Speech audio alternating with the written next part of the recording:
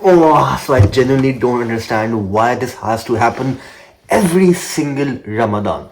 So for those of you who don't know, it's Ramadan, which means we Muslims fast for 30 days.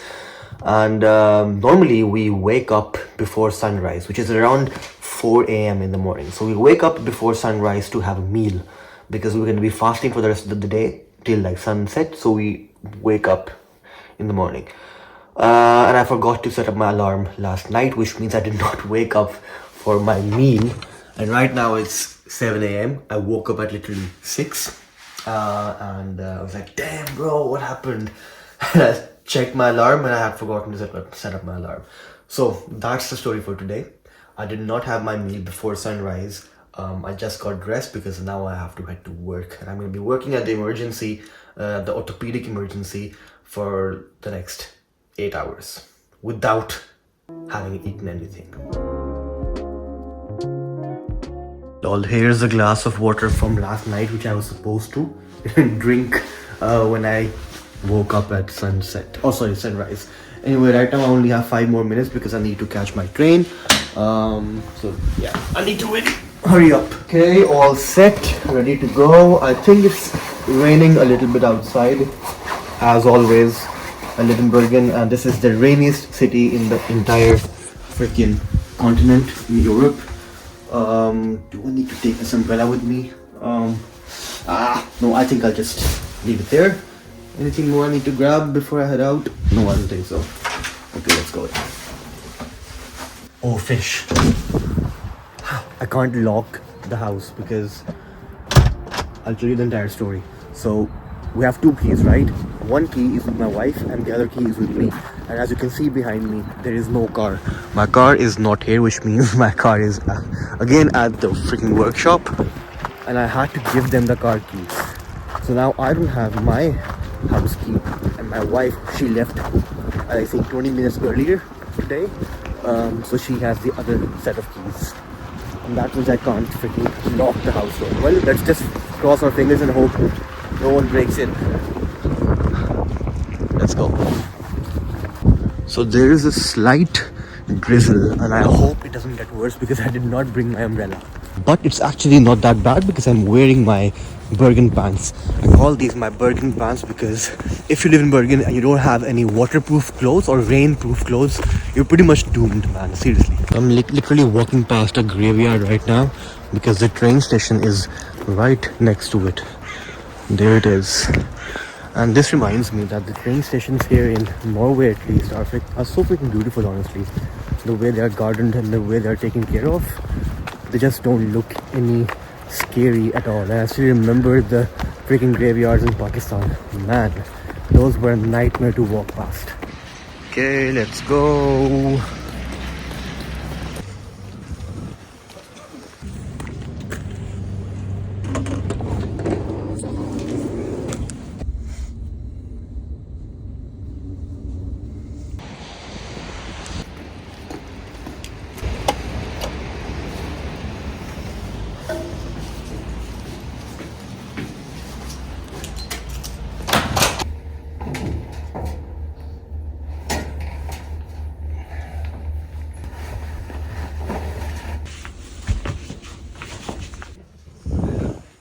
Alright guys, just came back home. It's almost 4 p.m. right now, and the reason why I sort of don't enjoy vlogging that much as a doctor nowadays is because it's so freaking hard to film at the hospital or at the ER department emergency. Because you have to take care of the patient confidentiality, all your colleagues don't want to be in the videos, and it's just really awkward, to be very honest, to be filming or to be recording yourself while you are at work. Back in the days when I was a student, it was fun, it was easy. I had friends who would like join my vlogs and have fun in that. So like it just really increases the friction of me vlogging, and that is partly the reason why I haven't been making videos that frequently on YouTube. And as far as today's fasting is concerned, the last time I ate was yesterday's iftar, which means when I opened my fast yesterday evening. That was around 7:15 p.m. So that was the last time I ate. That's almost how many hours is that? 12. That's almost 18 hours now. So it's gonna be a 24-hour fast, this one, guys. But I feel like I'm not really bothered by the hunger. It's more that my body's tired. I can feel that the energy levels are running low right now, and I need to, have some food to really to feel sort of better. It's not the hunger that's bothering me at all. But we have 3 more hours to survive, so that's gonna be fine. I'll live. But I think I might take a short nap, and after that we'll see what happens. Alright guys, so I just woke up after a 2-hour so-called nap, and let me show you guys the perks of being married. So I woke up to all this iftar. Get married. What's the update on my residency? So as you guys already know, I'm in my 4-month surgery rotation, and I'm now closing in towards the end of this as well. I'm done with all my night shifts and all the duties at the surgical ER at the hospital, and now these days I have my 3-week placement or rotation in the injury outpatient department or clinic, you can say. And this is not a part of the hospital directly. It's located at a completely different place in a completely different building. And what happens is that in the injury outpatient clinic, or the Skadepoliklinikken, if you're Norwegian, you know what I'm talking about. You basically have in this 2 different sort of departments. The first one is fractures and sort of orthopedic care, and the second one is wound care.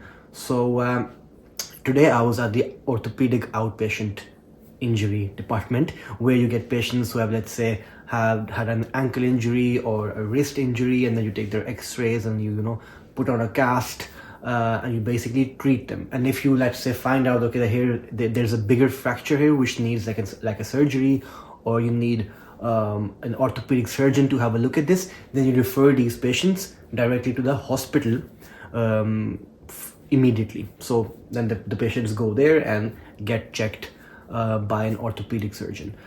And the other department here is the wound care clinic. So let's say someone has a fall outside the fall, or they somehow manage to injure themselves, they get like a wound which needs to be sutured, let's say, or you have an ingrown toenail which needs to be removed. So stuff like that. This is actually quite fun. You have 3 weeks, which I personally think is quite less. I would rather have at least 4 weeks in these departments, because first of all, you get to do a lot of stuff which you haven't done before. For example, as a medical student, you basically never really get to suture that much on real patients. Number one, you don't really get to put on casts if a patient has a fracture. You don't really get to see so many x-rays.